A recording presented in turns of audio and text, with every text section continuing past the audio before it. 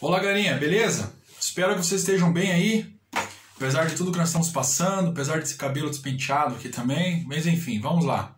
Galera, hoje nós vamos falar um pouco sobre Hannah Arendt e, para ser bem objetivo, eu quero falar de 3 conceitos básicos que eu considero muito importantes, que facilitam a compreensão não apenas do texto que será cobrado na UFPR, mas também da compreensão da filosofia de Hannah Arendt e também de outros pensadores. Bom, que são 3 conceitos essenciais. O conceito de labor, o conceito de poiesis e o conceito de praxis, que volta e meia podem aparecer na filosofia, podem aparecer em sociologia também, história e assim por diante. Bom, no que consiste o conceito de labor, que é citado inclusive por Hannah Arendt? Labor é o conceito do trabalho da necessidade humana de sobrevivência básica. É aquilo que o ser humano faz para a sua sobrevivência básica. Tá?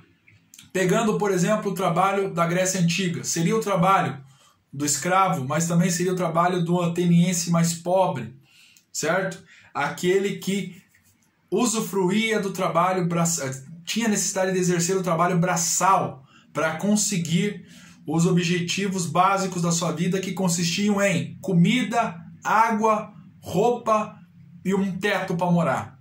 Basicamente aquilo que é essencial para a sobrevivência fisiológica do indivíduo. O que consistiria o labor hoje?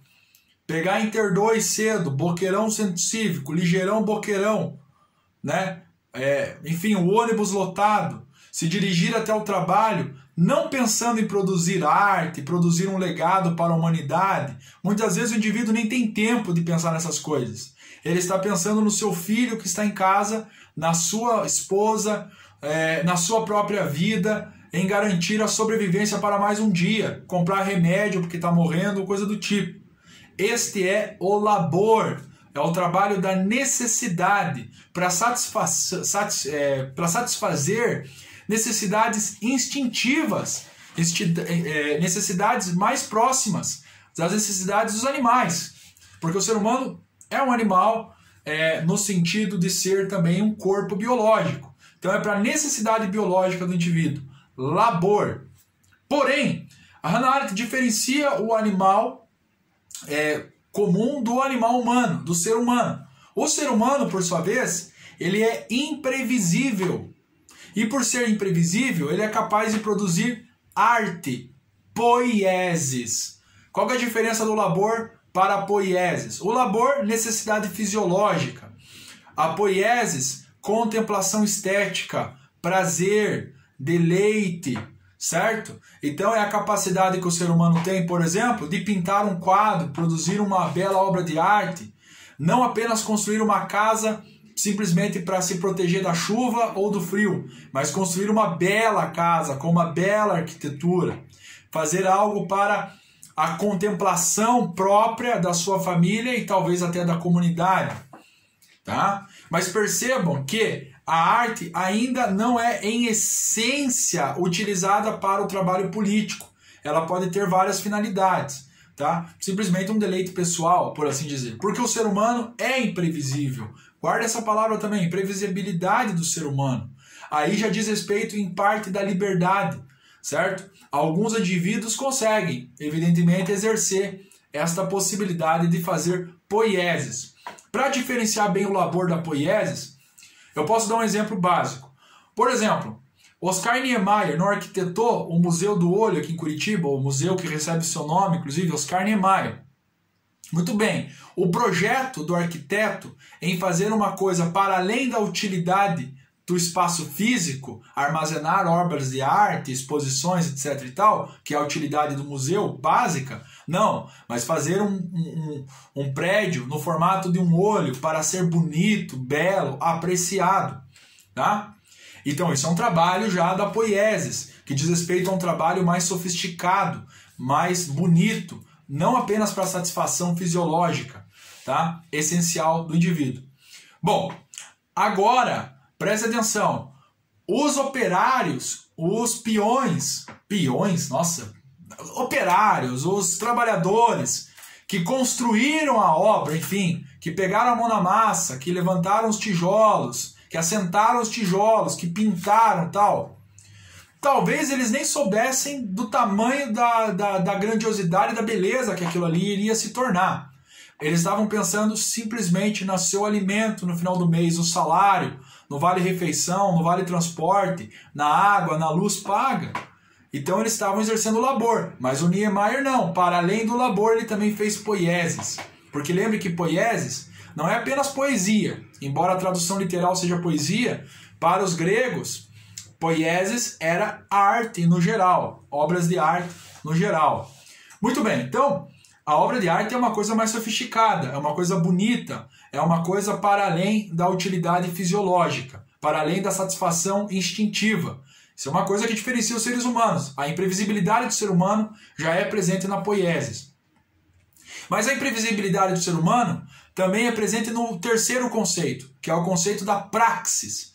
A praxis, ela não é exercida apenas por artistas que fazem a poiesis, mas ela é exercida por todos os homens que têm liberdade de pensar em coisas para o bem comum, em exercer política para o bem comum, para o bem de toda a comunidade.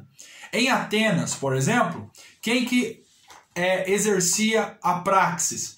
Todos os cidadãos maiores de 18 anos, naquela época os homens, né, que podiam participar do processo democrático, que frequentavam a ágora, e ali na ágora eles agiam publicamente, era o espaço da ação livre, do discurso, da liberdade de expressão para eles, lógico, né? Mas aonde eles poderiam propor leis, eles podiam votar na aprovação ou não de uma determinada lei, eles também condenavam aqueles que eram contra a democracia, então era o espaço político, era o espaço aonde eles podiam exercer a sua praxis. Então, praxis tem a ver com essa ação do discurso para o bem comum, da vida pública. Tá? Por isso que o próprio Karl Marx também fala muito de praxis e muitos outros filósofos, como a ação pública, a ação política para a transformação da sociedade. Bom, então veja que vários filósofos falam dessa praxis, né? A Hannah Arendt não é diferente. Então veja, vamos voltar para Atenas, aonde a Hannah Arendt também trabalha esses conceitos, em especial o labor e o conceito da praxis.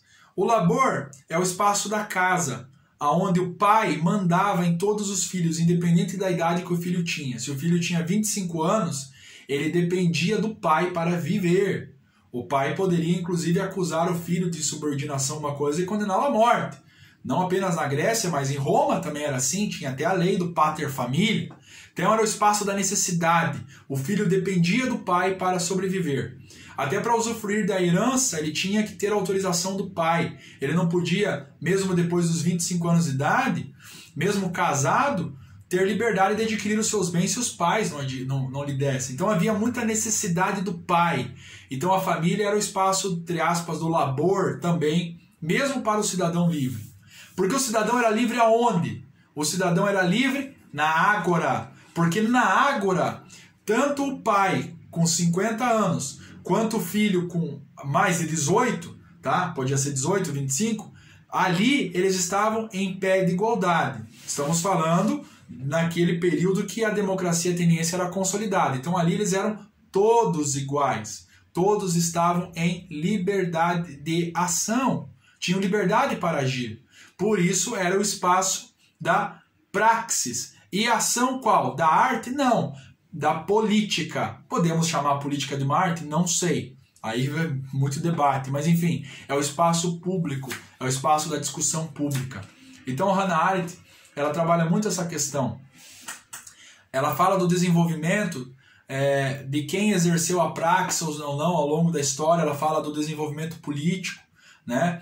Do desaparecimento daquela figura da família patriarcal, da substituição da família que começou a ver o rei como grande senhor na época do absolutismo e do mundo contemporâneo, aonde aconteceria aquilo que ela tratou como ilusão comunística, aonde numa sociedade liberal os indivíduos acreditam serem livres, né? Como eram livres na ágora todos os homens na época de Atenas. Por outro lado, Será que há esta liberdade? Será que estamos fazendo uso correto dessa liberdade? E aonde é exercida essa liberdade? Só no voto? Nas redes sociais? No debate público? Será que somos livres ou estamos repetindo, muitas vezes, um discurso já pautado pela imprensa, já pautado por políticos e assim por diante? Será que nós temos o mesmo espaço de liberdade que havia na Ágora, de propor as leis, vetar as leis, ou estamos transferindo essa praxis pública para poucas pessoas, ou estamos sendo iludidos por poucas pessoas? Base do totalitarismo, a mentira de alguns, né, que convence a maioria que aquela mentira é uma verdade ou uma coisa necessária para um bem comum, e todos abrem mão da sua vida pública, da sua praxis. Então são alguns temas aí que Hannah Arendt pode nos trazer a reflexão, beleza? Mas os 3 conceitos basicamente são esses: labor, trabalho da necessidade fisiológica, instintiva; poiesis, um trabalho mais sofisticado para a contemplação, a apreciação da arte; e praxis, o trabalho público, a vida pública. Veja que o segundo e o terceiro conceitos transitam na imprevisibilidade do ser humano. O ser humano, ele é imprevisível porque ele é livre. E por ser livre, segundo Hannah Arendt, ele é capaz de produzir arte, ele é capaz de produzir também debates públicos, e não pode ser polido disso, porque quando é polido disso, estamos próximos de autoritarismos e assim por diante. Muito bem, vamos fazer uma pequena reflexão. Vira a chavinha agora da Hannah Arendt. Eu costumo trazer algumas reflexões. Eu quero trazer uma reflexão do apóstolo Paulo, porque ele utiliza a palavra poiesis, a mesma palavra utilizada por Hannah Arendt e por muitos outros filósofos, quando ele diz o seguinte: porque somos feitura sua, criados por Deus, em Cristo Jesus, para as boas obras, as quais Deus preparou para que andássemos nelas. Bom, para quem não sabe, o Novo Testamento da Bíblia Sagrada foi escrito em grego. E quando o apóstolo Paulo usa a palavra feitura aqui, a palavra é poiesis, ou seja, porque somos poesia, arte feita por Deus. Uma arte boa? De certa forma, sim. Manchada pelo pecado? Lamentavelmente também sim. Mas somos uma obra de arte, porque somos a imagem e semelhança dele. Nós somos fruto de um cuidado sofisticado de Deus. Deus foi sofisticado ao criar o ser humano. E lamentavelmente o ser humano não valoriza esta arte criada por Deus, tanto a sua vida quanto a própria natureza. E o texto aqui diz para que nós andássemos nesta poiesis, nesse caminho bom criado por Deus. Qual que é a melhor forma de nós andarmos nisso? Fazendo boas obras, como o apóstolo Paulo disse aqui. Seguindo a Deus, seguindo a Cristo, os seus ensinamentos, mas fazendo boas obras, que foi o que ele nos ensinou. Nesse momento de pandemia, ajudando o próximo, ajudando o familiar, nos cuidando dentro do possível. Eu sei que muitos pegam ônibus, têm que trabalhar para sobreviver, têm que exercer o labor, né? O laboratório, ser esses trabalhadores que dão o sangue aí no dia a dia. Isso é verdade. Mas galera, cuidar do próximo também é uma forma de poiesis, além de ser uma forma de praxis, tá? Então que a gente consiga exercer isso dentro dos nossos limites, né, como cidadãos comuns. E eu creio que se cada um fizer a sua parte, estaremos fazendo muito. Você é uma poiesis feita por Deus.